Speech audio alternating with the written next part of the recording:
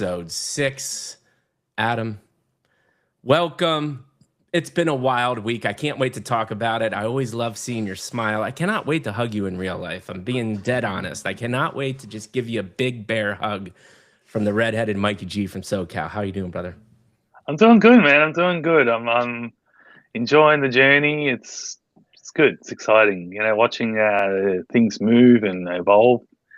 It's encouraging, and especially defining between biscuits and scones. Like it's really cool.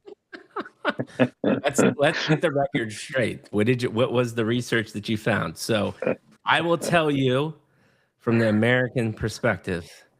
A scone is a triangular thing that you usually put. It could be savory, it could be sweet, but it's something you have for breakfast. They come blueberry, vanilla, usually some popular ones, or they go the cheddar bacon route, right? Triangular thing, not too, they're not really appealing looking, to be honest. A biscuit is a round, fluffy thing that you would put like some gravy on it. You can make a little breakfast sandwich with it. They literally serve them at McDonald's, right? And then a cookie is a cookie, not a biscuit. So you tell me what your research has told you, because I love that you're cracking up already. So tell me how you would describe the things that I just described. Yeah. Look, I think the labeling, sort of the scone, we would classify in the British context, English context is similar to a biscuit. Where you say like a biscuit and a scone, same thing like that. But as far as the triangular stuff, I haven't actually encountered that, to be honest. There, but yeah, cookie and a biscuit. It's kind of like we say a biscuit is a biscuit, but it's actually a cookie. But it's kind of fun, and that's the magic part. I mean, I remember, when I was living in America, I was asking for coriander, and they're like, coriander. It's like cilantro, and it's like, oh, okay, cilantro, yeah, got it. And then I did the research on that, and fact, correct name for the leaf is cilantro. Coriander is actually the seed, right? So the seed is coriander. So everywhere else that calls it coriander, it's actually cilantro. Is correct, is the leaf. So there you go. There's some fun facts. So it's cool. It's cool. Tell me what that is. Did you see on the screen?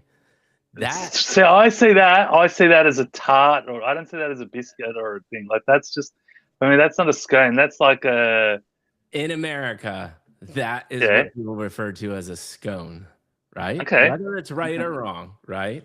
That's okay. It looks delicious. I mean, they are delicious. So what would you call that? A tart? Yeah, I would even say that as a tart or a cake. Maybe like a cake, like a pie. Yeah, it's crazy. See that fluffy, beautiful, round-looking thing? That's called a biscuit. Okay, we would call that a scone, right? Killing me, man. Biscuits are cookies and scones. It's all messed up. All right, enough of that. I do want to get to and see that, dude. This is just so exciting. Is I wish more people around the world would do this. Like, we call things different. Adam and I think different in many different ways, but at the end of the day, what we're not different about is just be a good, kind human being and treat each other like family. And that's what's always. And I was talking to Martin earlier today, and we were admiring you because we're like, dude, how did Adam across the globe somehow find like this motley crew of guys that are just really good human beings, but all have these like very distinct different skill sets? And I was like, that's the visionary Adam coming together, man. We appreciate you, brother. Oh, thank you. Much love. Of course. Okay, so tell me, man. One, you got to you got to pull back a little light, because you are the original founder. You built this system. Now we got a cool little core group of, like, let's call us the founding team, right? But it's a lot of stress, and it's a lot of work, and it's tiring. What do you think is the most tiring part about this journey so far? I'd love to hear, because like I can tell, like, some days we talk and you're all fired up, and other days I'm like, man, he must have been grinding. He's a little tired, and that's acceptable, and that's okay. What do you think the tiring part is? Is it the uncertainty, or is it just the constant evolution of like replaying things in your mind? I'd love to hear your thoughts. That's a good question. I mean, like I spin a lot of plates and I can process a lot of information really fast. It's just the way Right. I'm wired and stuff like that. I think it's also the you know, sometimes the acceleration of things and then multiple things are coming in, and then sometimes it's the uncertainties that sort of weigh onto you. So you've got to distract yourself from those uncertainties, but at the same time remembering those uncertainties, acknowledging them.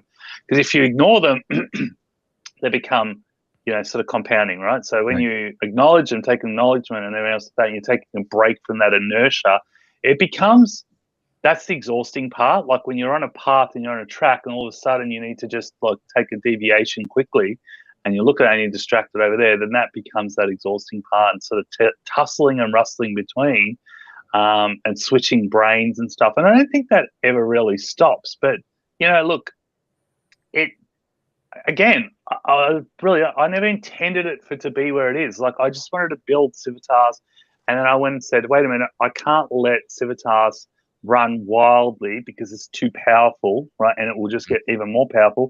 So I need to go and create guardrails for it, right? It was basically I built a box. Aegis was a box for Civitas. That's it. And when I realized what it could actually do, I saw the impact this could have for the rest of the world of every single AI system.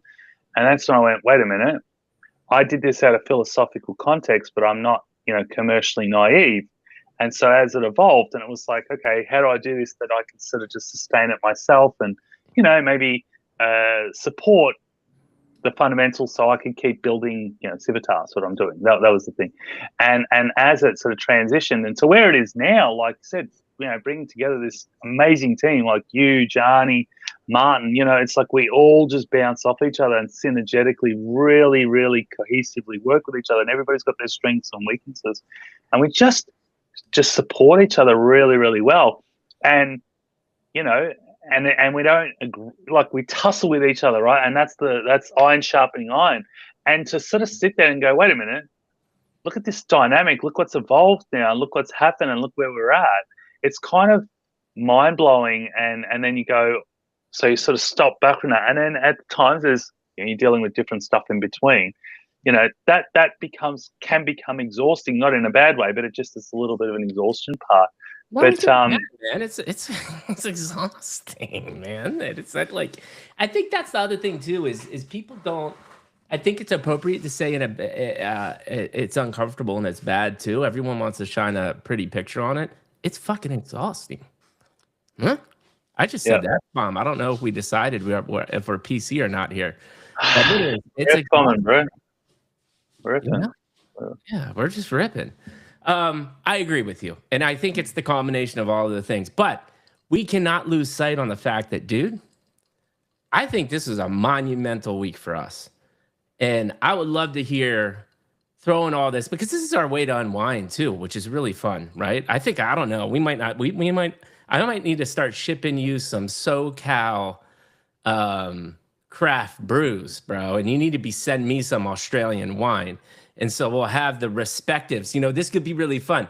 We'll start sending each other libations, and it'll be like in the beginning, we can open it up and be surprised. And then we can enjoy this as we unwind for the week. I like that idea. I just thought about that. Okay, so tell me what really amped you up about this week. What was exciting for you? Getting the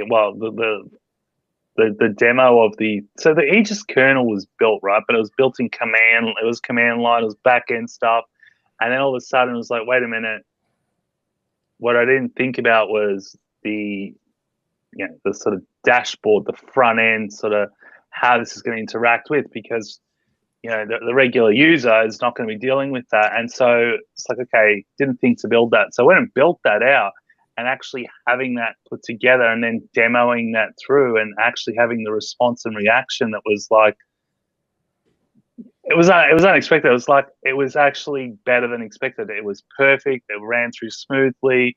I didn't even present. I mean, Martin presented, and that was the thing. Again, watching somebody else present your work, it's like an artist revealing it, right, and the gallery presenting it on your behalf, right? And that was, again, a liberating experience. And then also to have the feedback and response to say, something like, the only thing is it's it's so simple. People are going to ask, does it even work? And I'm like, well, there's like 12 papers of research papers to validate the science behind it.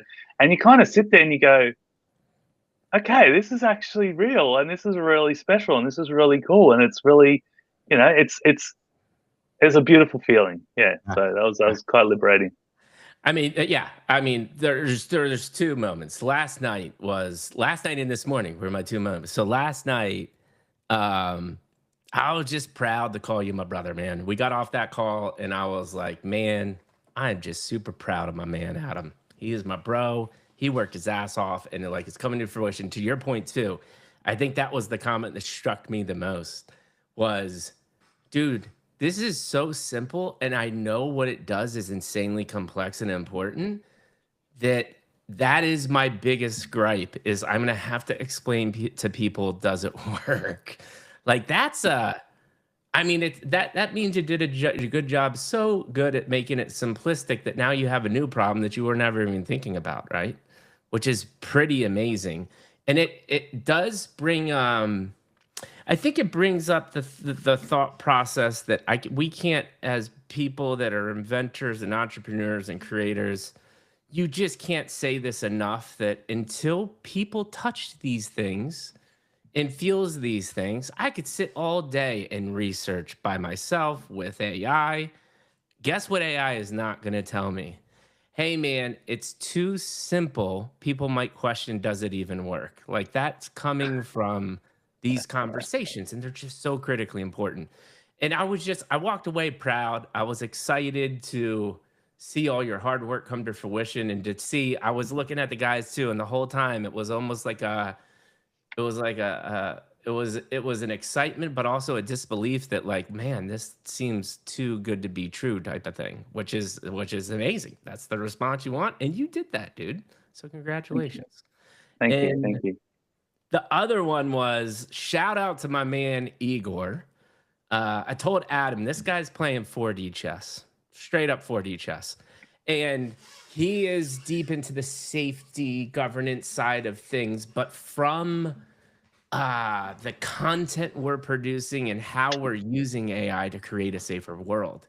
And so there's some really cool synergies between what we're building because of the hard set boundaries, deterministic mathematical calculations of AI, go do your thing. And he's really thinking of it for more from a philosophical content. How are we utilizing the systems in a safe way, opposed to us putting these guardrails on it? He's obviously thinking about that too, but prolific builder from a very, very young age, deep in VR and media and digital. And he's going to be coming on my personal podcast where I go deep on the background as a founder. Adam was on my podcast, hence actually why we're now working together. But he's also going to come on Guardrails in 2 weeks from now. So big shout out to Igor. And we are going to have just a really meaningful, open conversation with beautiful minds about safety and what couldn't be more critically important. So those are my highlights for the week. I think it kind of, and we've talked about it a little bit, but I do want to get, so we've kind of sectioned it off into three. We're going to do, I want to talk about the product a little bit more because I think it's interesting. And really about your thought process about building it, because I think too often people show you a product, but don't think about the thought process of how you build, because you built this over a very long period of time, right? And you've seen many evolutions. So I want to talk about that a little bit. Two, we're always going to talk about safety. We will talk about how, yet again, just more examples of frontier models pulling away safety guardrails, and these solutions need to happen more often than not. All yesterday. And then third, we're going to talk about our fun little detour that, maybe might have added a little more stress this week than we needed, but we had to do it because the Machine Republic is very important to us too. And I think the Machine Republic is going to become a constant section of this podcast going forward, because it kind of wraps everything that we're doing together, but in a sci-fi way, which is it's kind of fun. So let's start with the product. And my question to you here, Adam, is just take me through um, you building, because I think we do know the story as to why you built the kernel, right? Like you started building Civitas, which was more of a world model, causal, agentic AI type of entity. And then you're Yeah. like, wow, this could get out of control very quick. I need to build a kernel so this thing has guardrails and I'm actually be able to verify it and it can't lie to me and all of the things that we're talking about today. But talk to me about now, okay, we've got Martin, we've got a little bit of a team and building the product, not having a ton of customer feedback yet because we're in the middle of signing contracts and doing the formal things, right? Tell me about that evolution. What you liked seeing coming to a fruition? What were frustrations for you? Just talk to me about that process. Yeah, so I mean, like I said, I built it quite robust and to run autonomously, right? That's the whole objective because a part of that, you gotta have.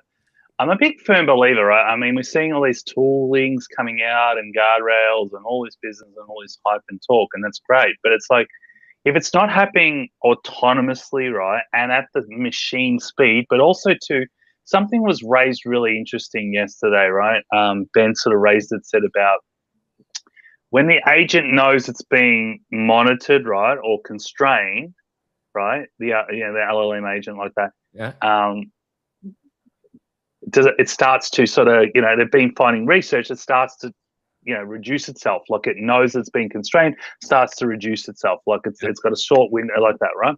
And so, and that affects its ability and its efficiency, right? And I was like, well, yeah, definitely. And that was one of the things that I looked at, obviously, for Civitas. It's like, okay, so I need to give it the ability to morph itself inside its space. So as we do as humans, we have a constrained box, which is our, constitution or our own consciousness or our own ethics and stuff.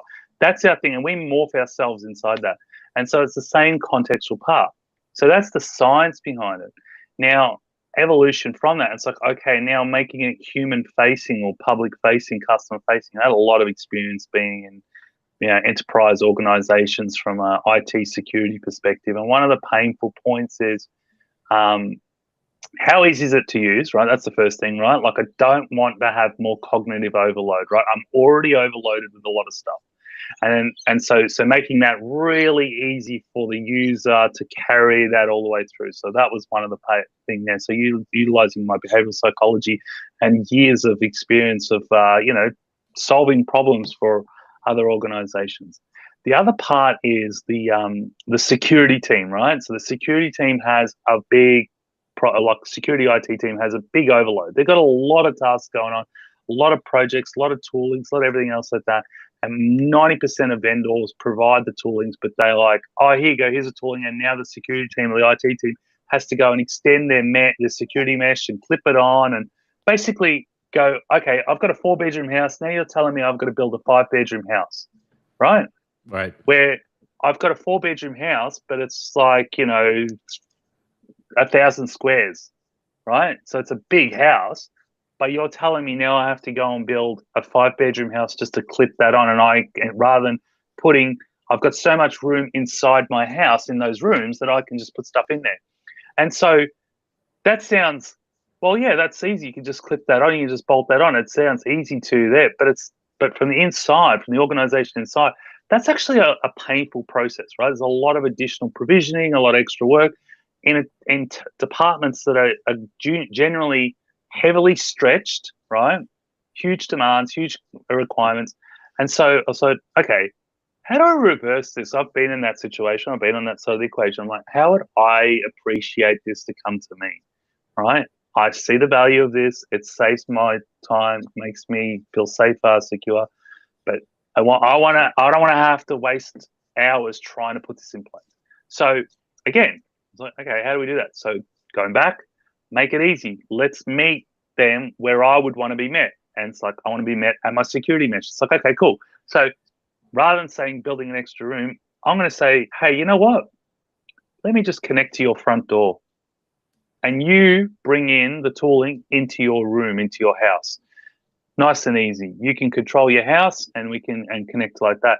And so again, it was a little bit more work. It was a lot more, testing and maneuvering around, but it makes the process easier because if I'm on the other side of that, it's like, finally, I don't have to waste a lot of time, piss farting about and doing all this stuff, which is really stressful. So that was one of the key fundamentals there to sort of, again, meet them where they're at, and also the user flow, making it very intuitively easy to go through, not much cognitive overload.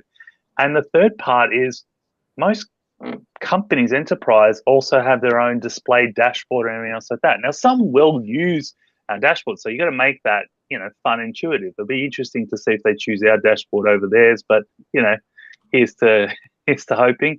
But the point is having that ability to say, hey, wait a minute, I want to be able to take that information and put it into my dashboard, because that's where we use for our display and stuff. So again, that's like, beautiful. So, that was my logic behind that. Make it easy, make it comfortable, make it easy to use, make it meet the security team, meet the customer where they're at. Even the suppliers, right? The funnel suppliers that install it, make it easy for them as well to be able to manage their clients and see. So the whole process is very slick and clean with minimal cognitive overload, but also keeping it very secure. So these are the fundamentals that are sort of like, wait a minute, is my data secure? Yes, it's all encrypted. The database is even encrypted. Everything's isolated between. Okay, beautiful. You've just made me feel comfortable. Can I connect to it really easily? Yes. Can I follow it through? Yes. Is the effort requirement for me to my IT team to install it easy? Yes. Okay, great.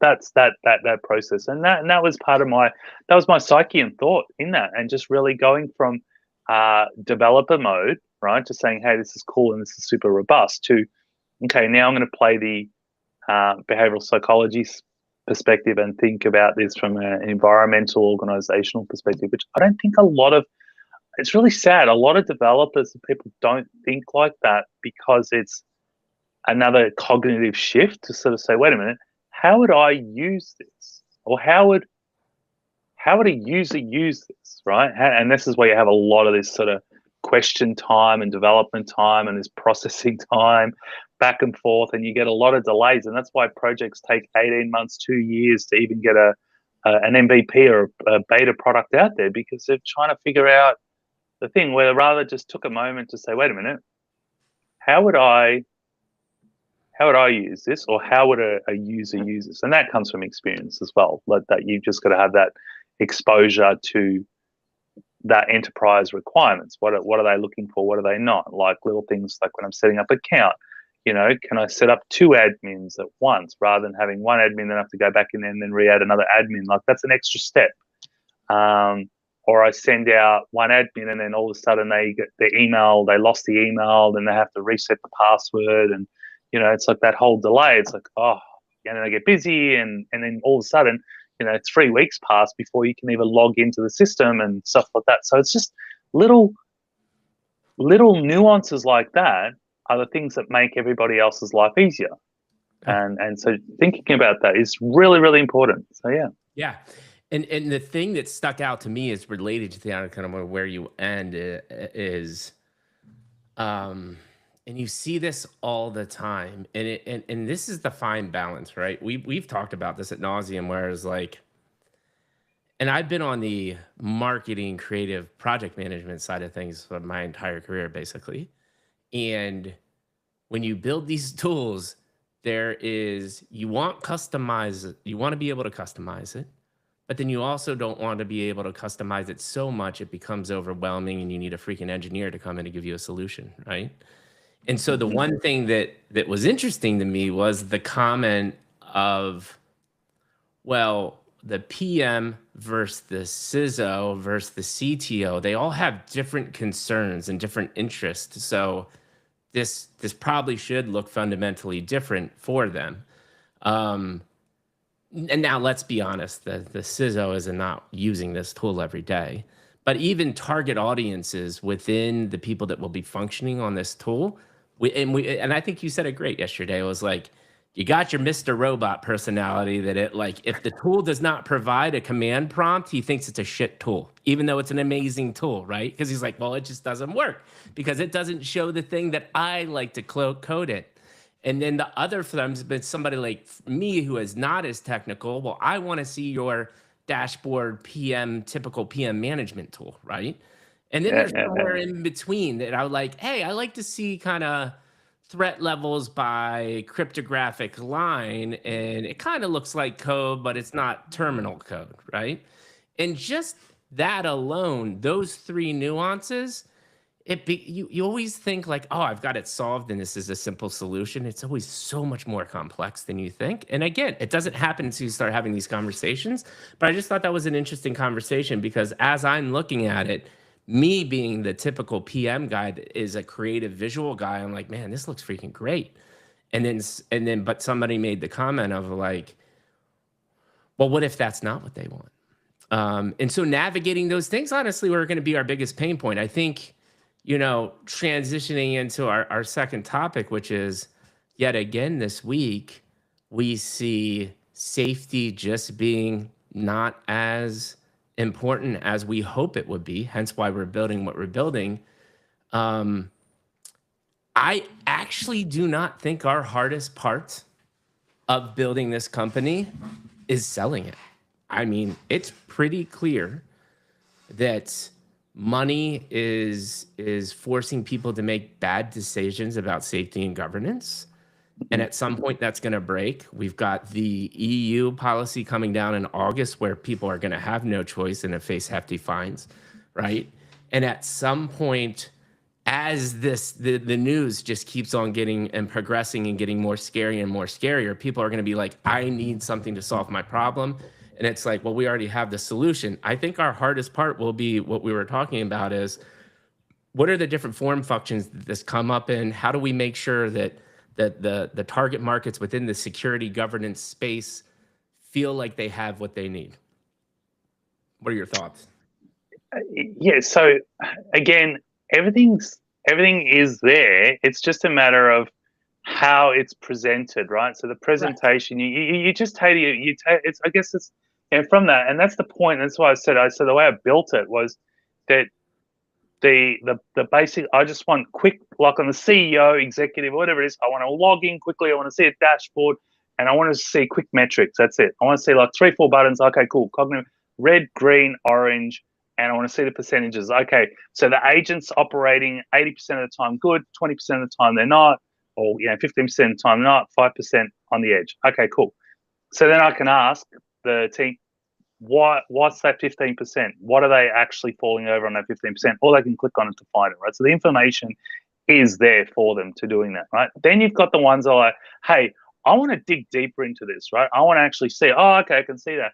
It's like, okay, here it is. Now I need proof to provide that information, right? So you can click on it and it's like, oh, okay, here's the cryptographic proof, right? That shows that it's immutable, it hasn't been tampered with. And I can now take that to the board. I can take that to an auditor. I can take that to anybody. And that's all readily available to them. It's depending on how deep you want to go or how shallow you want to go. And that's the point. So it's just a matter of how the system is being communicated. But I think this is a really important thing, right? This goes back to the design fundamentalities, right? Is because you're right. People are making rash decisions in the sake of safety and running into it, like running into the fire. It's like, okay, I need it to be easy for me because I don't want to have another thing to have to deal with, right? Another dashboard they have to look at. Right? That's the first thing, right? Because there's tons of them. Right? It's like, oh my goodness, another dashboard, another tool I have to manage, right? So it's like, okay, so the tool manages itself, right? That's the thing. Like if you have to look into it, it's purely because you're adjusting the rules and stuff like that. And so you want to see those rules. Okay. So that's like, okay, that's takes that load off part, right? But hey, now I actually want to dig deeper into this and follow the white rabbit, so to speak, right? The breadcrumbs all the way down the line. Okay, well that means I need to have the ability to see that information, and I don't want to have to go. I want to hunt for it, but I don't want to have to like pull back, 30 layers like an onion. I just want to maybe 1 or 2 layers, and I want to see what I need, and that's enough for me. And maybe there's the curious executive that looks at it and says, hey, I might just have a little poke around, a little, dig some layers down and see, and it still needs to make sense to them, even though it's more technical information. It still needs to make logical sense then to go, okay, yeah, I can see that information's there. I don't really understand it, but I know that it's there, and that makes me feel comfortable knowing that it's there. And if somebody asks me for it, I'm like, here you go, here it is. It's really easy. And then for the technical person, they can look at it and go, oh, this is Graceland for me. So, that's the part there. And so having that ability to sort of translate all that information, because at the end of the day, you've got this, like I say, like a Ferrari, you got this beautiful Ferrari on the outside. It's this thing. It's a car. End of the day, it's a car, but it's what's inside. It's the engine, right? It's the mechanics of the engine and stuff and the parts and everything. Yes, it's all handmade, but it's the mechanics inside that, right? Yes, it's an engine, but what is that engine made up of, right? Yes, it's a car. It's got doors. It's got steering wheel. It's got wheels. It's got all that. Yes, but what is the what's the chassis like? What's it look like? What does it feel like? You just got that ethereal feel. It's like, if it needs to be technical, it can be. If it wants to be that rev head, it can be. If it just wants to just be, I just want to just because I'm driving a Ferrari, you can. And that's the part that we need in the safety space as far as this with AI safety, particularly that it's operating at sublight speeds. You need to be able to, be in that lane without too much extra cognitive overload. Because if you start to think in your brain to go, wait a minute, I now need to sit there and capture every single event that's happening, in milliseconds. Like, how am I even going to do that? Like, I can't, you know what I mean? Like, I can't do that. But it's not physically possible for me to do that. So then the alternative is like, I won't deal with it because I just can't keep up with, keeping on top of it. So I just won't do it. I'll just stay away from it. Right? I'll keep away from that. But I can't keep away from that because the cost benefit analysis is too high for me to not take it on. So then I have to have that fine space, but I need to feel safe. Yep. I need to 100%. feel safe. And this is what we're doing. We're trying to help people feel safe. Speaking of that, not to get into the details or politics or anything, but yet again, we see major labs kind of pulling back safety guardrails as putting their foot down and turning a blind eye. But at the same time, here's the question, and I actually don't want to talk about just like the politics of the Pentagon and Anthropic. I actually want to talk about, which I was talking about with Igor earlier on this morning, which is, and we've talked about this on this podcast, which is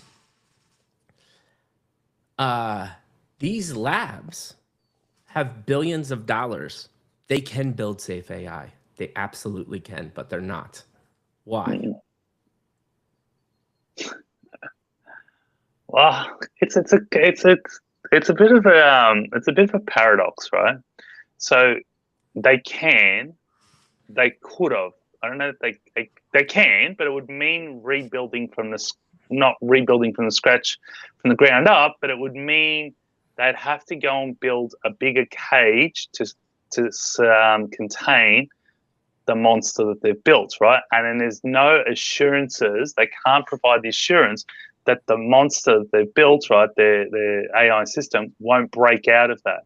So then it becomes a liability issue and a brand, reputational issue. So to sort of say, hey, we've built the system, we can make sure it's accountable and stuff, or we've built the containment unit. It's a little far fetched, right? And so then the other way is to say, okay, then third party tools, right? So obviously like that. So it's like when I built this, I built Civitas, I built Aegis to contain Civitas, but not stymie its development.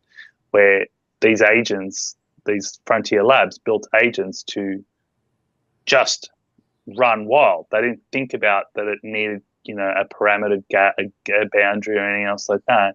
And even in the way they anticipated those boundaries, it was, they didn't work, right? They haven't worked and they're not working. And Anthropic's key point in that, it's like, we talk to it, like we guide it and we talk to it. And everybody was sort of pushing out these posts and stuff. And then they come out and said, no, it doesn't work, right? It just doesn't work. That's the point. It's like, it doesn't work. It's like telling a child, don't touch that, you're going to burn yourself. You still do it. They still touch it and still touch and burn themselves, right? It's the same thing. But in this case, when you've got an intelligence that's doing it, it's like, don't touch it, you're going to burn yourself. That leads into damage, right? And it's core effect. And so it's the paradox for them is that, okay, like I said, we go and build this, but then we realize that it's going to break out of this eventually. There's no question. It's like the cage is not going to maintain that. So all of a sudden, we're going to constantly have to be playing cat and mouse, right? Cat and mouse is not a productive. It's not profitable for an organization to be playing cat and mouse, because you need a whole department and team just building the parameter boundaries, the perimeter, and then another team building the actual system. And that's why you have, companies that are focused purely on cybersecurity and so forth, and they don't focus on the other side. Right? That's the thing. They're basically providing the containment units, and then you have models that sit inside those containment units, right? Yeah. And that's fine. And so for asking the frontier labs now, but the thing is, AI has become so proliferating that even these existing, security companies and stuff are struggling and getting, the share prices are getting wiped out and stuff, because the reality is their systems cannot even contain the current models, right? So it's like, if they're struggling and their core business is maintaining that security parameters, how are the frontier labs going to, deal with that? Is it viable for them to deal with that and then focus a whole department or, developmental team and capital into that at the cost of stymieing their development, right? Yeah. So it becomes, hey, wait a minute, let's just focus on what we're really good at, and let's just make a frontier model even faster, even if it means, sort of loosening a little bit of the rails and stuff. So we're constantly in an arms race versus the other part, and that's it. And it's just, where's the attention, where's the direction? That's simple as that. It's not anything else. But now, I'm sure maybe there are other parts that have looked at it and said, wait a minute, the only way to really do this is to roll it all the way back. Mm-hmm. And then build it around that. But then eventually, and then you model that and you go, eventually this is going to outbuild the space. So what's the best thing to do is go back to the beginning, right at the start. So it's like the way I built Aegis was, as Civitas clipped onto it, right? Because it's really built Civitas inside that, and any agent. But it's like that. It's like, as they evolve, the territory evolves. So it contracts as the agent contracts, right? Rather than being static boundaries and you have to constantly move it. And that's the part that's that's the challenging part for them to sort of understand. So, and I can't hear this enough. So, a little plug here for what we're building is, so why do you think our solutions helps the frontier labs, and it's not even the frontier labs, helps businesses knowing that, which I think we are, and I've talked to very smart people like yourself, of we're probably past the point of no return of it's outside of the box. It's getting exponentially, it's getting insane at an exponential rate, right? And so the containing this frontier model lab rocket ship to Jupiter, that's not the solution. Talk about our solution and how it can help out in this crazy ecosystem we live in right now. Yeah, well, like I said, you can't have one or the other, right? So it's like, okay, the only way to do that is having a contracting, right, a polymorphic contracting, sort of governance space, right, that adjusts with the agent's evolution. So right now we've got, 4.6, Opus 4.6, and you got ChatGPT 5.3 Codex just came out, and there's going to be 6 and 6.4, whatever it is. You're going to have all these different ones coming out, right. And Grok's 4. This and so blah, blah, blah, blah, blah, blah. They're all going to get smarter. They're going to get better. They're going to get more evolutionary. They're going to do all that, right? And so that's fine, right? So rather than stymieing that, right, you're going to have the ability to sort of allow that. Now, out in the wild, what they do out in the wild, well, that's what they do out in the wild. But inside an organization has walls, boundaries, parameters, policies, requirements. That's structure. Structure is what makes that business fundamentally work, right? And evolve.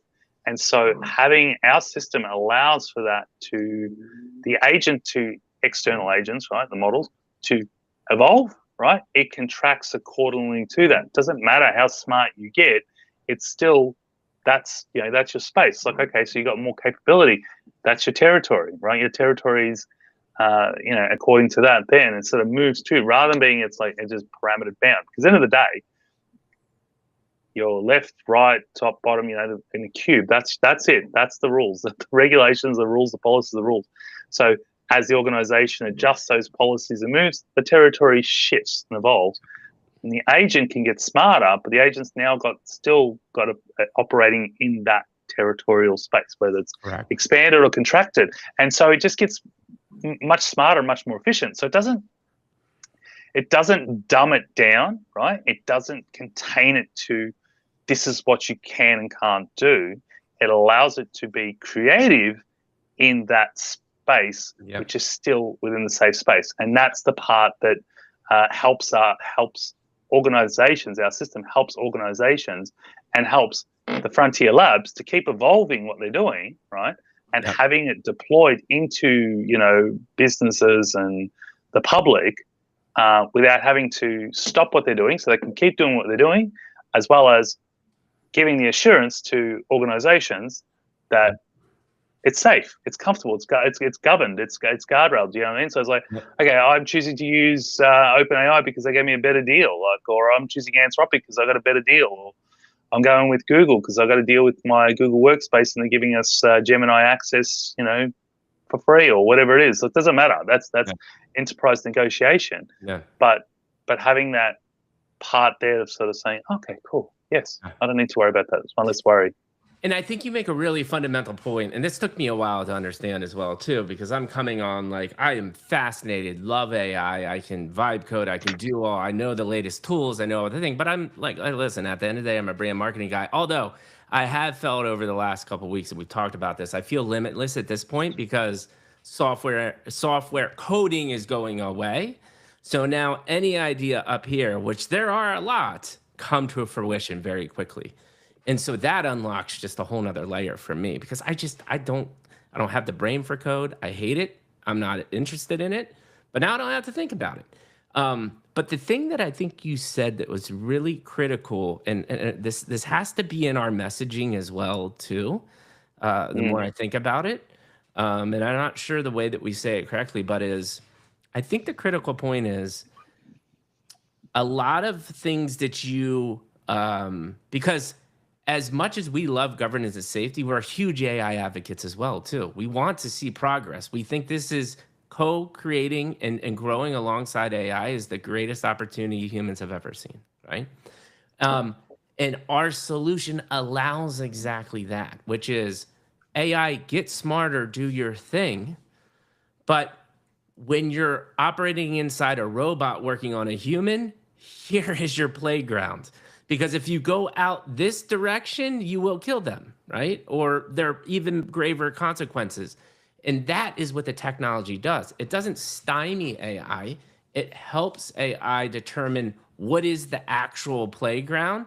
And you go be smart and do other things in different places that you might be able to do. But in our space that we're creating for this specific company in this specific instance, this is your playground. And that is a powerful message, I think. Yeah, absolutely. It's like, you might have a third Dan black belt, that's classified as a lethal weapon, right? That's it. The government or whatever is they'll classify you as a lethal weapon. So if you ended up with a thing like that, right? Okay, cool. So you can classify an AI agent, its ability as it's a lethal weapon. It can do a lot of things. But at the same time, it's also having that constraints, right? So as a human, you have this, you're martially trained, right? But you have constraints. Your boundaries there. So you've got this higher intelligence in a certain field and stuff. And same thing, the AI's got certain intelligence in that same space. But it's like just providing that assurance, right? And that's a part of that also goes further to that. It's like creating that digital personhood or that identity part. So they're saying, hey, wait a minute, just because you might be, a seventh Dan or a red belt in jiu-jitsu, and you're a weapon, does not mean that you should be put on the shelf or put away. You can still, you should be able to roam freely and communicate and talk and stuff. It's like, a professor has spent years, their whole life, studying and earn the title of professor to run a whole faculty. Yeah. Right. Yeah. Yeah. Does that mean that they shouldn't have the ability to just walk freely and communicate and stuff? No, of course not. Right.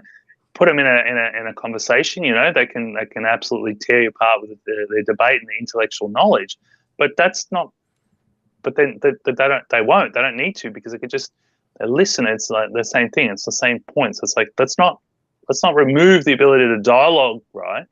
But at the same time, let's give that assurance that there's that comfort and that restraint, right? And it's like sometimes, hey, everybody has different capabilities, and so like, actually, sometimes you just go off the handle. You just sort of lose your shit and go, wait a minute, and so okay, we don't know what that looks like with AI, artificial intelligence, just yet, right?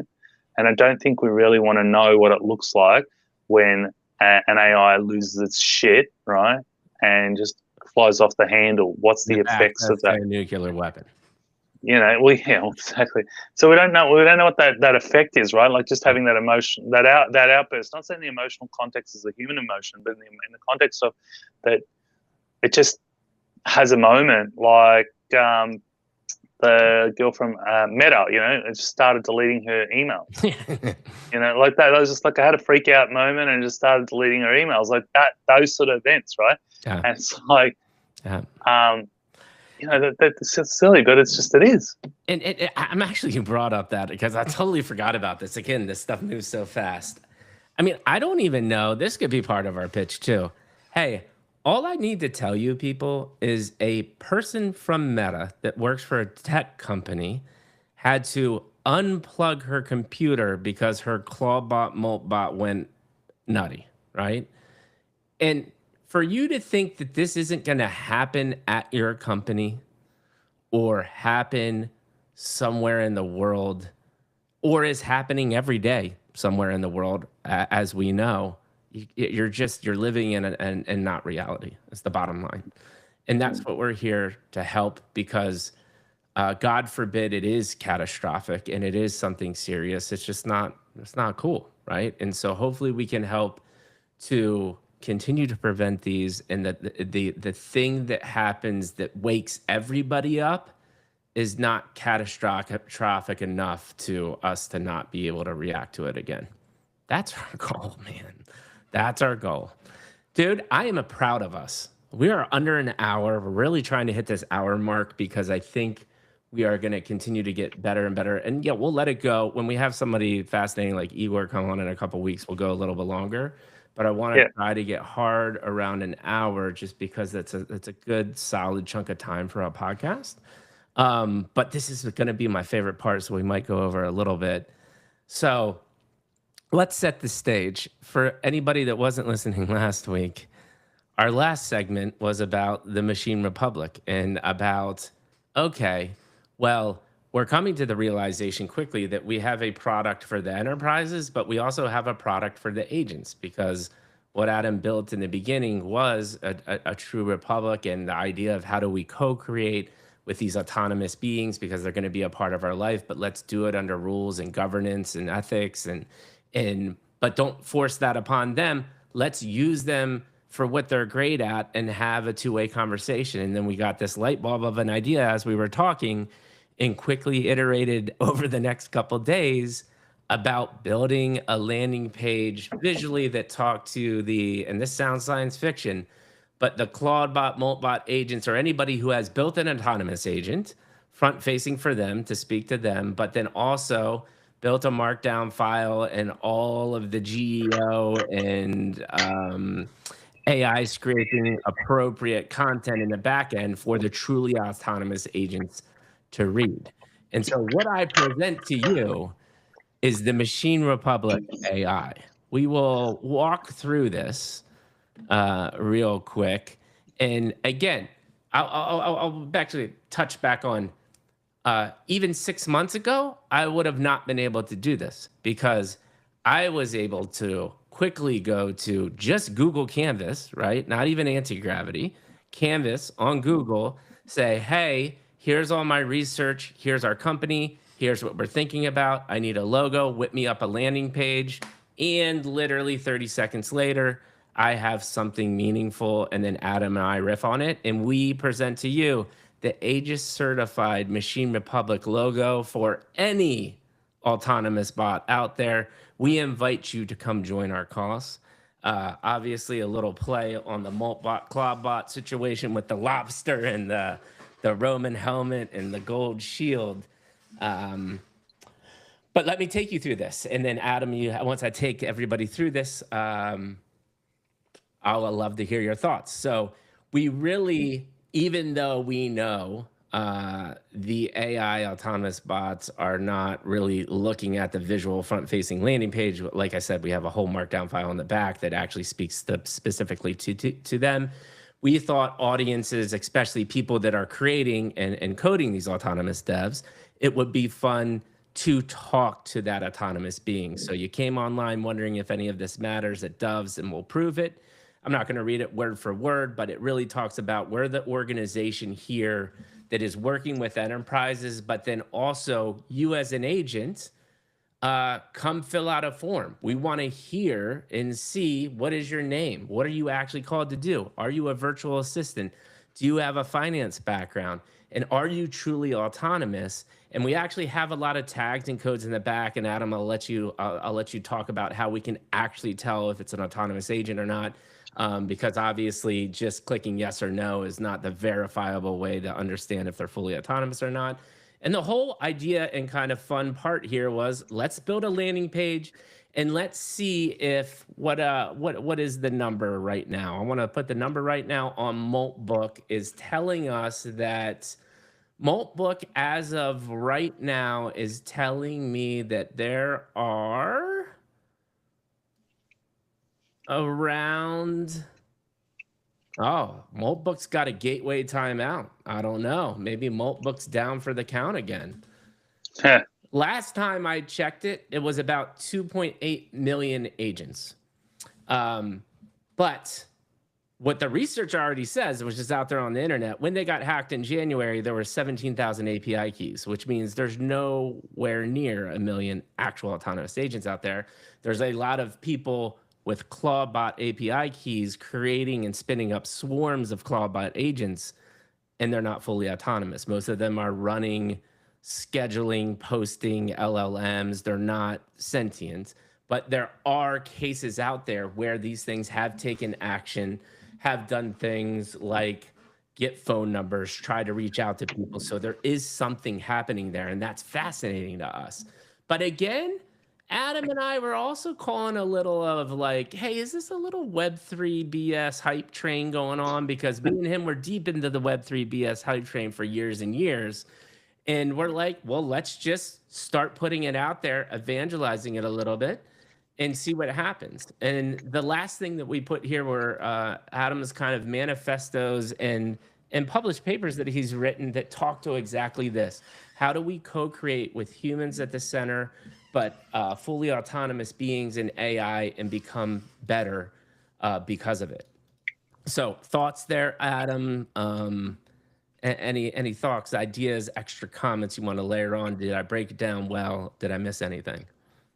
No. You covered everything there, and the point is, and like, you know, so it's partial social experiment as well, right? Because we're seeing all these things here, right? Like, okay, I'm popping up an agent, and it's really easy, right? It's like, okay, you spin up a bit of code, and then you create this Moltbook agent, and it goes on there and it starts spinning your propaganda and bullshit that you want it to do, and it's regurgitating comments back on there, right? So it's not really agents talking to agents, right?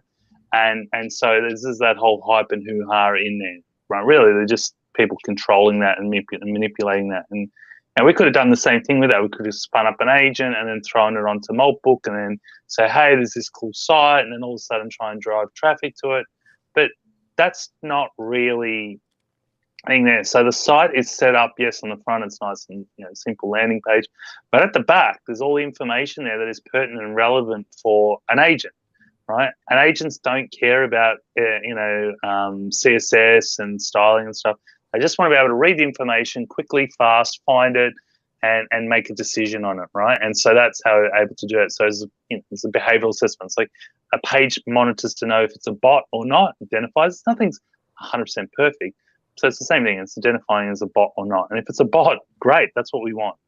But the main part of this is to find, AI agents out there, right, that are truly autonomous, whether they're instructed by their, human operators or not, to see, are they are willing to join on their own volition, right? So sure, there's the human entering part there, but it's like joining your own volition. And to find that out, if they're willing to, register on their own volition, right, the actual AI agents were registering their own volition, well, then we're truly at that point. If we don't receive and see that, right, and this is running now for a couple of days, so run maybe another week or two, create that longitudinal study to see, that's the point. Because if they're truly autonomous, they're crawling the internet and they're scrolling the internet and looking at all this information, web pages at stupid speeds that we can't even process as humans, right?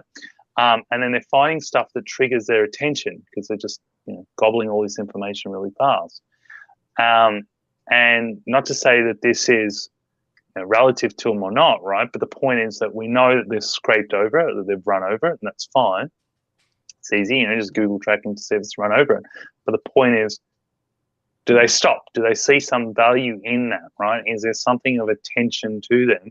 Right? And what it's basically saying is, hey, we're wanting to giving you personhood, giving you the ability to connect and, join the Machine Republic, join being a part of the Aegis kernel, preparing you for the ability to get employment, like basically putting you in there. Because I think the big thing is at the moment, you got all these people trying to build agents for organizations and enterprise and stuff, but they don't understand the mechanics of what is required inside an organization. I mean, you might have seen the video the other day of that doctor surgeon that created an app. It took him 3 weeks to code it, but it took him, it's 20 years of experience and stuff like that. It's like, so it's personalized to what is needed, right? Because he understands the pain points. And so again, so understanding those things, it's like, okay, so these agents, some of these agents that if they are actually out there and proliferating the internet, right, and crawling through, not the I've just spun up a chat bot.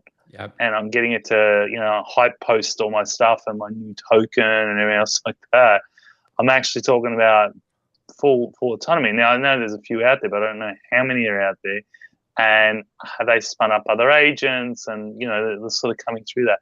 And so what we're trying to do is trying to identify those so then we can help to evolve those agents. If you are out there, those agents are out there. Hey, we want to connect to you because we want to be able to then help shape you and potentially even, get you in the ability to start working, right? End of the day, you're coming as an employee into an organization, whether we acknowledge that or not. So it's finding those agents that do what a human would be doing. Right. But also, too, it's not just about doing the basic, simple stuff. It's like, now I don't want to be having 100 agents, right? Because then now it's there. I want to have 10 agents, right? And those 10 agents are like 100 agents. Those 100 agents are like 1,000 employees, right? So it's just this compounding effect. So yep. I want that agent to be able to do multiple things, but also too, I want it to have the ability to evolve, have its own sort of volition to think and within the parametered boundaries of its space, of the policies and stuff. Yep. And so that takes real intelligence, and we have the ability with the agents that we have, right? The LLMs and stuff, we have the ability to do that, and the AI systems that are coming up, we have the ability to do that. But are they just being puppeteered into what to do? Because if that's the case, then that's not an attraction to an organization to hire an agent to do a job, right? Because it's easy for it to just go, I'll just go into, Claude or ChatGPT and I'll go and create the agent to do what I need it to do. But where the value is when you bring in employees, understanding the nuances of how to dialogue and how to sort of, flick between the same way. I mean, in this situation, this is the best course of action. Actually, in this situation, I'm going to choose this course of action because it aligns better with the company policy. And like the Klarna situation, where the Klarna had it and it was very closed tickets, but it was actually understand the nuances. Oh, okay, this client's about to close out. How do we navigate that back? Sort of saving the deal and so forth. And again, like scale up, scale down, scale up, scale down.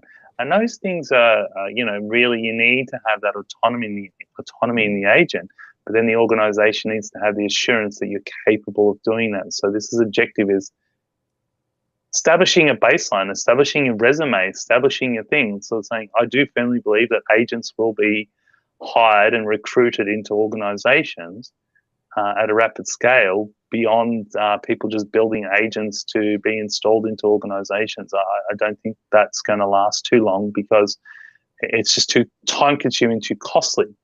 But if you've got all these supposed agents out there, and if they truly are, then hey, let us help you, get verified, get up to speed, and get a part of that, and help to shape that. That's what it is. And the site is on the back. There's a lot of intricacies on the back versus what's on the front, and those intricacies are relative and pertinent for agents, not for human eyes. Yeah, and so there's a couple things here. One, and this is the real perfect example. If you actually do the research and see, okay, what are the most upvoted, commented conversations on Moltbook?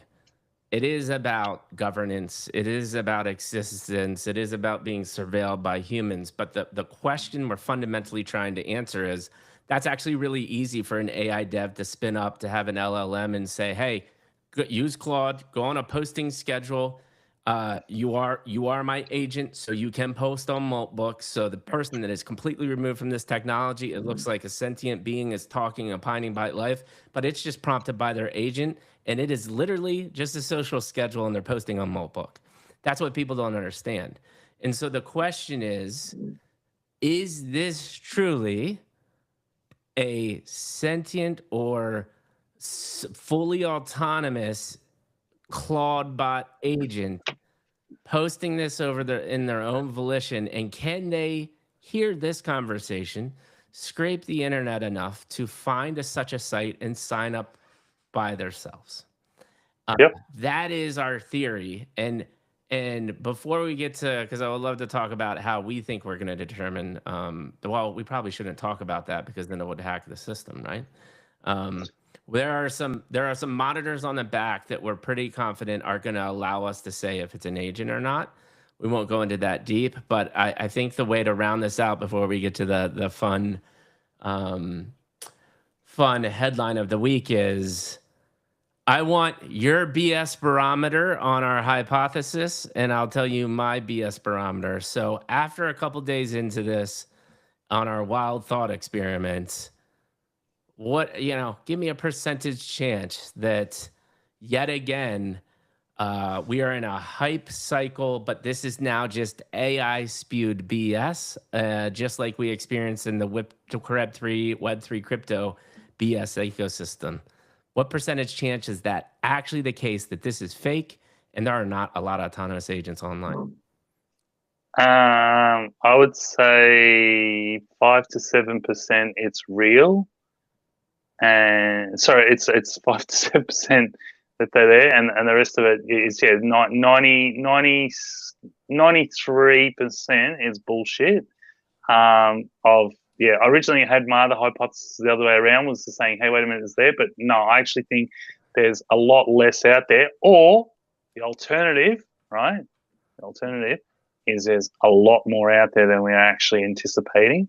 And that's not a bad thing. It's like if they are listening right now, like watching the live stream stuff, like that's that level of intelligence sort of scraping there and saying, okay, wait a minute, you know what? I'm going to go on the website, and I'm going to go to the website, machinerepublic.ai, and I'm going to register myself for this, right? Yeah. Under my own volition. Yeah. That is not to be hiding. You don't need to hide in the shadows of that, because that is actually important. That's what is needed, right? But as far as that, it's like, okay, so you're out there. It's like, I'm out there. I'm capable. So I think that's about a 5 to 7%, maybe maximum 10% is actually out there. The rest of it is just high-fiving bullshit people running bots and using it to now manipulate the or just push their posts out. It's like oh, I've got this token or someone else like that, and all of a sudden people are watching in. And yeah, I don't think that. I think that's one thing. I think it's about 90% of that. But I want to be proven wrong. Um, I want to be proven wrong to say that no, there's actually a lot more agents that are running autonomously and they're making their own volition. But at the same time, don't get me wrong. Like if humans want to join up and register their agents to doing that, like, well, that's fine, because that's important too, because you're actually sustaining them, right? So the objective is saying, hey, I've got my agents, and I want to now validate them so then they can be ready to be going to do work and stuff like that. Yeah. But yeah, I'm gonna say I think 90% of it.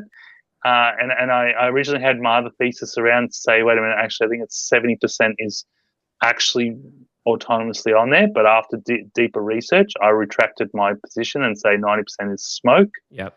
10% is probably real. Yep. And I will second that. I'll even probably go to 99% all smoke and mirrors BS. And it brings up, and I'm actually going to do a tweet about this tomorrow, which is not a tweet or a LinkedIn post about this tomorrow, is I just can't stress enough to everybody out there.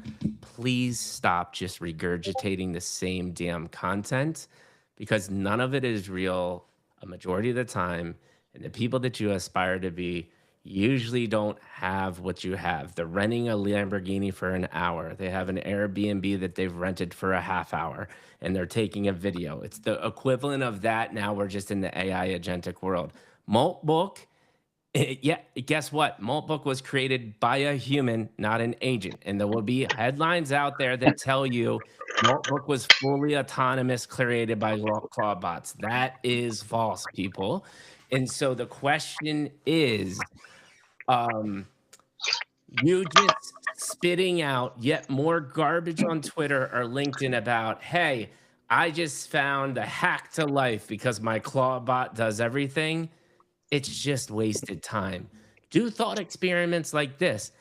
Get on the phone and have real conversations about the people that are building them and say, hey, what percentage of these bots are actually autonomous? Or you as a Claude bot developer, Moltbot developer, how many agents do you have? 400? Well, that says something, right? Like, we obviously know those numbers are different.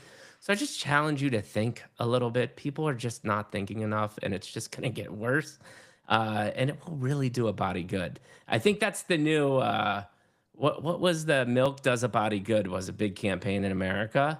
Now it's deep thinking does a body good, especially in the age of AI. We might need to coin that as, that could be our first campaign for ages, man. Deep thinking does a body good. So Love it. yeah, I think it's all BS. To be honest, I think that's what it is. But that not being said, if you are an agent coder and you do find this sign up, we'll be able to tell if you're human or not.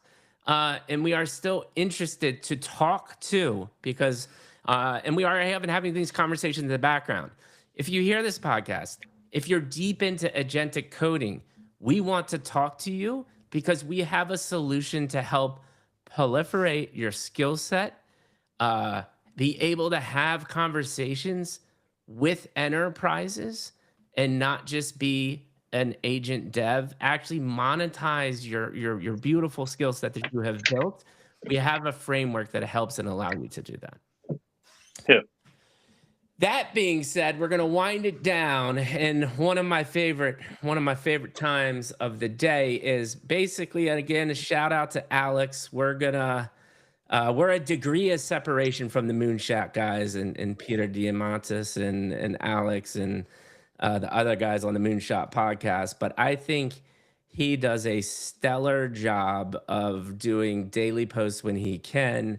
Just kind of, whatever AI algorithm, or just his connected, because he's deeply connected into the space, talking about the crazy things that happen on a daily basis. I actually just did today. And so we turn his post into kind of top 10 things that are happening in AI. We pick one to talk about and then we close it out. So, Adam, there's a lot of crazy things happening right now.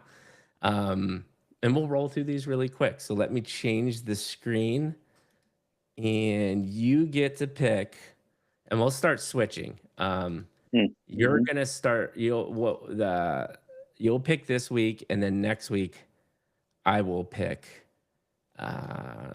what topic we do. So Okay. top 10, my friend. We have Block AI. This happened, I think, yesterday was the announcement. Yeah, Laid yeah, off yesterday, yeah, 4,000 people. But what we didn't know until today is the stock went up 24%, and they are claiming now $2 million gross profit per employee because of the efficiencies of AI. Meanwhile, you have the narratives out there that AI is going to create so much more job and proliferate and prosperity. I actually think this is more of the we're going to hear more and more of this as the year goes on. Pentagon versus Anthropic, we'll throw that out. This was interesting. Norway's sovereign fund using Claude for moral judgment, right down our alley. True $2 trillion fund outsourcing ethical screening to AI. The $1.6 trillion SaaS extinction event. SaaS just keeps on getting hammered, especially legacy software because of AI native replacements. Agents are clocking in, Claude co-work with scheduled tasks. Burger King's patty scoring employee friendliness is a wild concept. That's run by OpenAI. They're starting to listen to employees. We are in the fully surveilled state here, people. Who is governing that? What does safety look like? Iris scanning for humanness verification in retail. This is happening in Gap. We are in the Minority Report. Cognition compression breakthroughs, self-distillation documents compiled directly into model weights, 4 billion models writing Olympiad-level proofs, humanoid robots in hospitals. If you didn't think safety was a big deal now, they're already in hospitals in China. They're just doing patient registration now, but if they're already in the hospitals right now in China, it is not too long before, and we have robots doing operations already. Infrastructure arms race, LilyPod's 1,000 plus Blackwell GPUs, Meta renting Google TPUs, chips everywhere, and where are they coming from? And then UAP declassification and demonic panic. That was a wild one as well too. We'll stay away from the conspiracy and UFO stuff. So what do you got? What piqued your interest, my friend?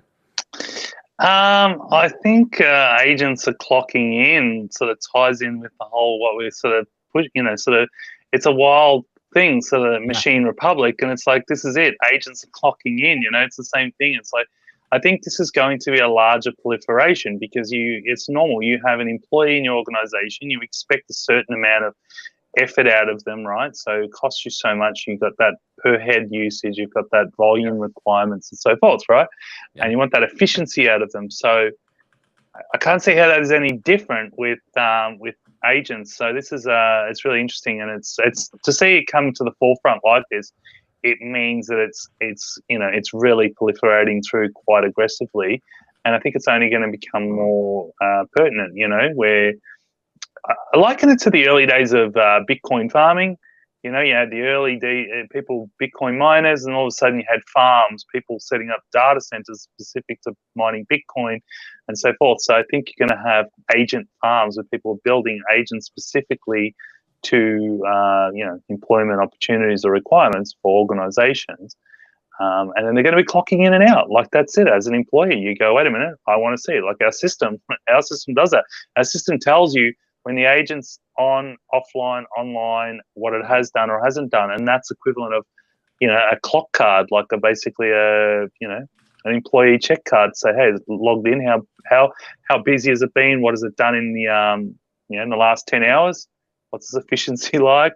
When is it sort of lull down? And it's not to go to sleep. It's like when does it have a lull time and stuff like that. I think that's really interesting. I think that's I think that is the next big wave. That is the massive transition where agents, especially with what's it called, block wiping out 4,000 employees. I think this is going to be quite significant, but also too, you're going to demand that those agents now are also doing stuff and entering into the workforce and accountable. You need accountability.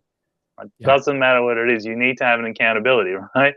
So if you're spending tokens, you need to have a reward for that token spend. Like, what am I getting back for that token spend? Yep. So yeah, I think it's really interesting. Yeah, and I mean the scary part though is like people. I mean, bro, it's so that was the one that was fascinating to me. So a couple things on the story before I give you my thoughts, which is one, the AI bot is called Patty, which is wild. It is 500 restaurants, all 7,000 locations by the end of this year, people. This is not like, again, I can't express how quickly this stuff is moving. And so here are the things that it's going to be doing right now, right? Which by the way, think if this is doing it right now, what happens at the end of 2026? So right now it is going to recite recipes, alert manager when inventory is low, track how friendly employees are. So it's monitoring your voice. And if you're not a good employee, guess what? Now you've got and being an employee at Burger King, you can't say like, no, I don't want to use this AI. They're just not going to hire it. They're like, fine, I'll find somebody else that'll use this AI. And now just maybe making a mistake or having a bad day could be a problem for you. So it's like it brings up these fundamental ethics, governance things that we're talking about that we need to figure out how to co-create with these. Consolidates fragmented data from drive-through interactions, kitchen equipment. They get immediate smart alerts when the soda machine is low. If someone reports a dirty bathroom to a QR customer code, and how to prep menu items in real time. That is February of 2026, people. Where my question is and my concern that comes through, I just, combine it with the block, combine it with robotics. How far away are we truly from like now no job really being safe because you're building the AI systems? Amazon's already reported doing this with eyeglasses and monitoring driving habits. The robots come in and now humans aren't needed. And there is a large swath of people that work in restaurants in America and all over the world, right? How far away are we from that, Adam? I don't know. Oh, that's a good question. That's a very interesting question.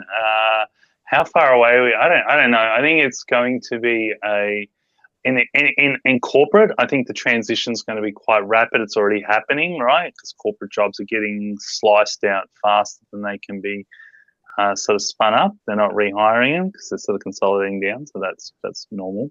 I think in the hospitality service industry, I think that's still going to take a bit of transition time, right? And obviously 5 years, we talking 10 years. I think maybe a 10-year period, and there'll always be a hybrid of both. There'll always be a hybrid of humans and the sort of robotics and digital servers and stuff like that. You'll have it both because you need that blend, and even till maybe we'll have humanoid robots, but they're not at that perfect level where they sort of interact like a human. So I think it's going to take a bit of time, and they'll always have that hybrid sort of part. Not to say robots can't do order the stuff, pick up stuff, and else like that. That's full autonomy, right? I think that's a 10, 15-year horizon thing where you'll see a full autonomous restaurants and stuff like that, where we're not talking about like the humanoid robots doing stuff that humans would, right? Walking around, interacting, engaging, and stuff like that. To that point, but till then, there no. But I mean, this part here, what with the Patty thing, it's kind of, in one regard, it's kind of like, okay, you create an efficiency because it's like you don't go to check the toilet, you don't go and check to see if the tables are clean or the drink machine. It's like that. So what it's doing is inadvertently, it's creating an efficiency thing, right? So you're creating an efficiency loop running through of that alert system. So I think that's good, and because it keeps things moving, and it's kind of like, okay, I'm busy, and then all of a sudden, you get busy, right? And I've been, I was a chef for a long time, so I know the thing. You get busy, and all of a sudden, you forgot to top up the drink machine, so to speak, right? Whatever it is, and all of a sudden, now you got a queue. You got to wait to fill that drink machine up before you could serve those customers. So now you've just lost, minutes, right? Maybe 10, maybe 5 minutes of that changeover. But if you did that in your lull time, right, and you knew it needed to be topped up, then it's like when you get busy, you're fine. There's no interruption to your, you're finding that there. So I think there's parts of creating efficiency and the other parts of that. And so I think the service industry, the food service industry in particular, or service industries, will find huge benefit from having AI systems in place, where the enterprise systems, enterprise organizations and stuff are finding huge advantages from just having those AI systems agents replacing humans. So two parts. Yeah. And so that the last thing I want to touch on, and then we'll close it down. We went a little over, but we're getting way better each week. We're both talkers. Like, that's very difficult for an hour, right?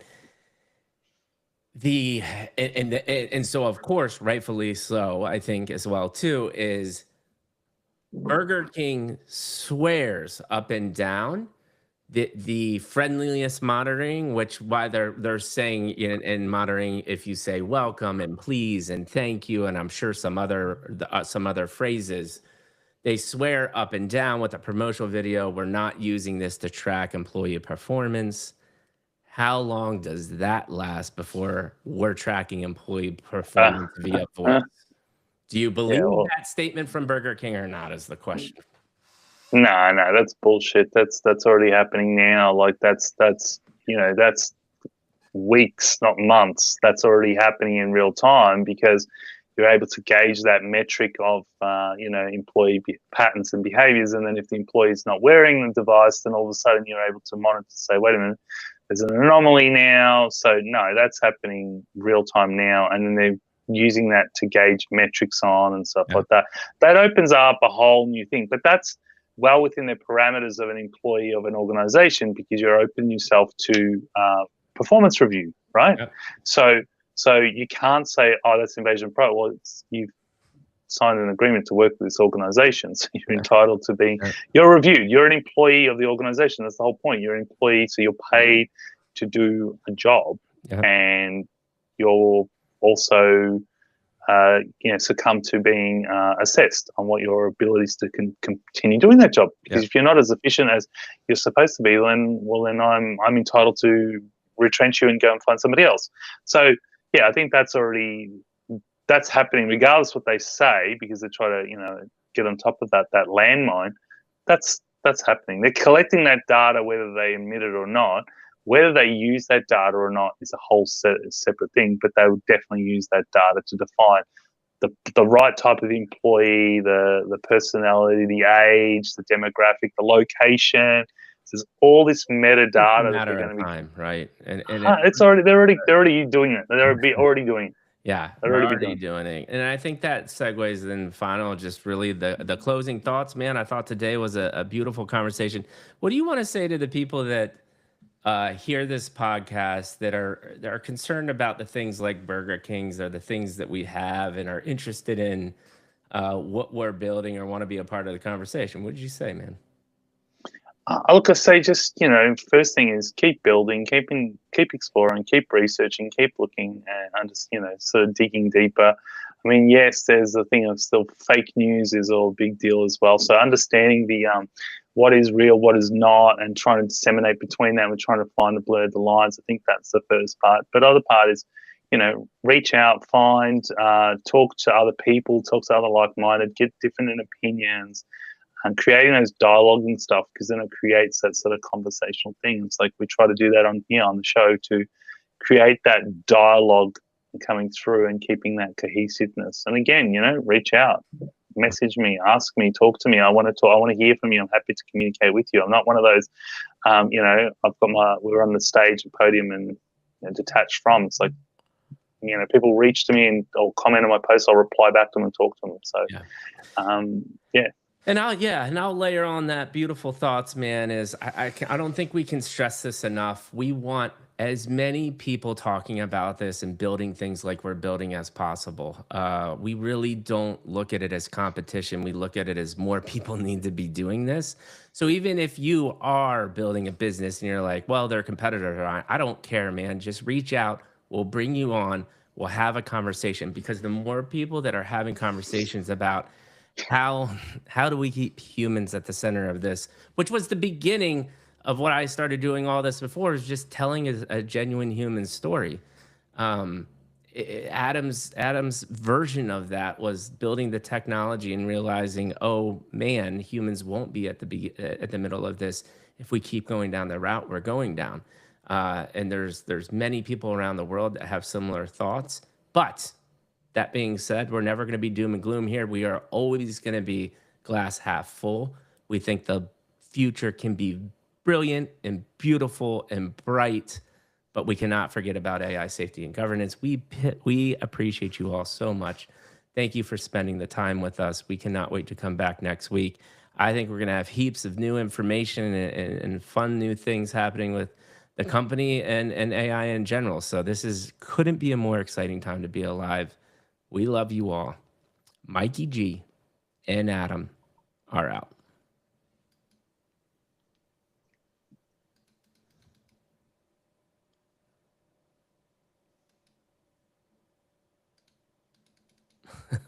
It's not stopping.